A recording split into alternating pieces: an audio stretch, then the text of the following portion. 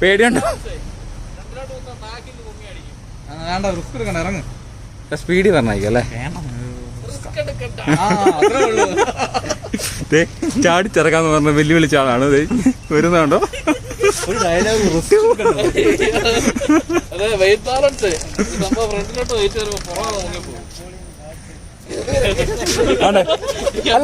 അല്ലേ? തോറ്റ് നിന്നമ്പാടി വരും നിന്റെ മോൻ.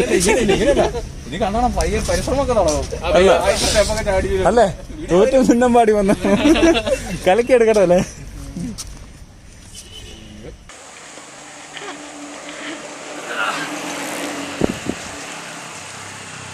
താണ്ടിരിക്കുന്നത് ഇതാണ് നമ്മുടെ സബ്സ്ക്രൈബർ ഇന്ധന വിലയിൽ പ്രതിഷേധിച്ച് നമുക്ക് വാങ്ങിച്ചു തന്ന ബൈക്ക്. ഇത് നമ്മൾ ഡീക്കാത്തലോണിൽ നിന്നാണ് പോയി എടുത്തത് കേട്ടോ. അപ്പം നാണ്ട എടുത്ത് പൊക്കി പിടിച്ച് നമ്മുടെ താടിക്കാരൻ അവിടെ നിൽക്കുന്നുണ്ട്. ഇപ്പം ഫുള്ളായിട്ടില്ല, നമുക്ക് ഇതിൻ്റെ ആക്സസറീസ് എല്ലാം സെറ്റ് ചെയ്യാനുണ്ട്, കുറേ പരിപാടിയുണ്ട്.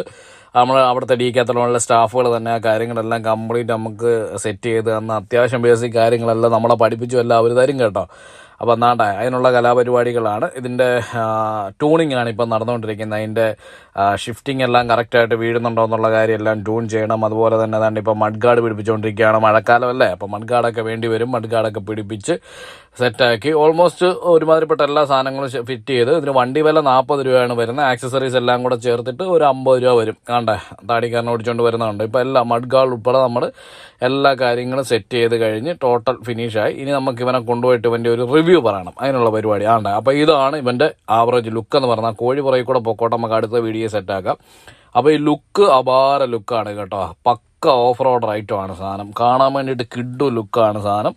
അതുപോലാണ്ട് അതിൻ്റെ ഫ്രെയിം ST 540 എന്നുള്ള ലേബലോട് കൂടിയിട്ട് പക്ക അലൂമിനിയം ഫ്രെയിമാണ് വരുന്നത്. ഓഫ് റോഡിങ്ങിന് പറ്റിയ ഫ്രെയിം തന്നെയാണ് വരുന്നത്. പിന്നെ എന്നാ ഉള്ളത്, നമ്മുടെ ടയർ, അത് റാൽസൻ്റെ ടയറാണ്. അത് നല്ല കട്ടയുള്ള, അതും ഓഫ് റോഡിങ്ങിന് വേണ്ടിയിട്ട് തന്നെയുള്ള ടയറാണ് അതിന് വേണ്ടിയിട്ട് ഉപയോഗിച്ചിരിക്കുന്നത്. അതായത് ഏത് റൂട്ടിൽ കൂടെ ഏത് ടെറൈനിലും നമുക്ക് ഉപയോഗിക്കാം. പിന്നെ ഇതിൻ്റെ റിമ്മെന്ന് പറയുന്നത് 27.5 ഡബിൾ വാൾ അലോയ് റിമ്മാണ് വരുന്നത്. നല്ല ക്വാളിറ്റി ഓഫ് റോഡ് ചെയ്യാൻ പറ്റുന്ന സാധനമാണ്. പിന്നെ ഗിയറിനെ കുറിച്ചൊക്കെ പറയുകയാണെന്നുണ്ടെങ്കിൽ ബാക്കിൽ നമുക്ക് വരുന്നത് 9 ഗിയറുകളാണ് വരുന്നത്. അതുപോലെ തന്നെ ഫ്രണ്ടിലോട്ട് പോയി കഴിഞ്ഞാൽ അവിടെ 2 എണ്ണമേ വരുന്നുള്ളൂ. 2 എണ്ണം വരുന്നുണ്ട്. സാധാരണ ഇതിനൊക്കെ 3 ആണ് വരുന്നത്, പക്ഷേ ഇതിന് 2ൻ്റെ ആവശ്യമുള്ളൂ. കാര്യം നമ്മൾ മൗണ്ടൻ ബൈക്കല്ലേ. പിന്നെ അതിൻ്റെ ഷിഫ്റ്റേഴ്സ് എന്ന് പറയുന്നത് മൈക്രോ ഷിഫ്റ്റാണ്. പിന്നെ ചെയിൻ സാമാന്യം നല്ല ക്വാളിറ്റി ഉള്ളതാണ്. ആണ്ടേ അതുണ്ടോ, ഷിമാനോടെ തന്നെയാണ്. 9 ഗിയർ ബാക്കിൽ വരുന്നു. ഫ്രണ്ടിൽ അതുപോലെ തന്നെ 2 എണ്ണം വരുന്നുണ്ട്. ഇതൊക്കെയാണ്. പിന്നെ ഇതിനെക്കുറിച്ച് പറയുകയാണെന്നുണ്ടെങ്കിൽ ഇതിൻ്റെ പെഡൽ ഒരു അത്യാവശ്യ ഘടകമാണ് കേട്ടോ. ഈ പെഡൽ അത് അലോയ്സ് ആണ്, അപാര ക്വാളിറ്റിയുള്ള പെഡലാണ്. ഹോളോ ഡിസൈൻസിലാണ് വരുന്നത്. സംഭവം നല്ല വേറെ റേഞ്ചാണ് ഇതിൻ്റെ പെഡലെന്ന് പറയുന്നത്, പ്രത്യേകിച്ച് എടുത്ത് പറയേണ്ട കാര്യമാണ്. പിന്നെ അതിൻ്റെ ഡിസ്ക് എന്ന് പറയുന്നത്, ആ ഡിസ്ക് നല്ല ക്വാളിറ്റിയുള്ള ഡിസ്ക് ബ്രേക്കാണ്. അത് ഹൈഡ്രോളിക് ബ്രേക്കാണ് വരുന്നത്. ഒന്ന് വിരൽ തൊട്ടാൽ മതി പക്കയായിട്ട് നിൽക്കുക. അതുപോലെ അതിൻ്റെ സ്റ്റെം എന്ന് പറയുന്നത് ഓഫ് റോഡിങ്ങിന് വേണ്ടിയിട്ട് പ്രത്യേകം ഡിസൈൻ ചെയ്ത നല്ല ഒന്നാന്തരം സ്റ്റെമ്മാണ് വരുന്നത്. പിന്നെ ഹാൻഡിലിൻ്റെ വിട്ട് എടുത്ത് പറയേണ്ടതാണ്, നല്ല വിട്ടിലാണ് ഹാൻഡിൽ ഇരിക്കുന്നത്. അത്രയും നമുക്ക് സ്റ്റെബിലിറ്റി കിട്ടും ഈ സാധനം ഹാൻഡിൽ ചെയ്യുമ്പോഴത്തേക്കേ. പിന്നെ നോക്കിക്കഴിഞ്ഞാൽ ഇതിൻ്റെ ഫോർക്ക് എടുത്ത് പറയേണ്ട സാധനമാണ് കേട്ടോ.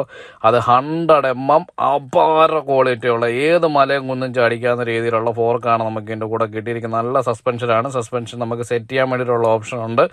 അതുപോലെ തന്നെ ഈ സസ്പെൻഷന് നമുക്ക് ലോക്ക് ഇൻ ഔട്ടും ചെയ്യാൻ വേണ്ടിയിട്ടുള്ളതുണ്ട്. അതായത് നമ്മൾ നല്ല റോഡിൽ കൂടെ പോകുമ്പോഴത്തേക്ക് സസ്പെൻഷൻ ലോക്ക് ചെയ്ത് വെക്കാം. കുണ്ടും കുഴിയുള്ളിടത്ത് സസ്പെൻഷൻ ഓൺ ചെയ്ത് വെക്കാനുള്ള സെറ്റപ്പാണ് ആ കാണുന്നത്. അതുപോലെ തന്നെ ഇതിൻ്റെ ഷാഡിൽ നമ്മൾ വേറെ വെച്ചതാണ് കേട്ടോ. അതിൻ്റെ ഒറിജിനൽ ഷാഡിൽ മാറ്റിയിട്ട് ഇത് ബിഗിനേഴ്സ് ഷാഡിലാണ് വെച്ചേക്കുന്നത്. പിന്നെ ഒറിജിനൽ ഇടാം.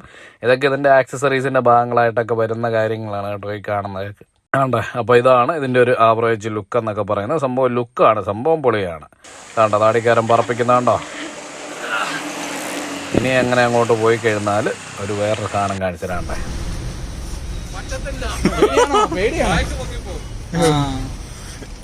പേടിയുണ്ടോ? വേണ്ട, റിസ്ക് എടുക്കണ്ട, ഇറങ്ങ്. സ്പീഡിൽ പറഞ്ഞായിരിക്കും അല്ലേ? ചാടിച്ചിറക്കാന്ന് പറഞ്ഞ വെല്ലുവിളിച്ച ആളാണ് വരുന്നുണ്ടോ? ഒരു ഡയലോഗ്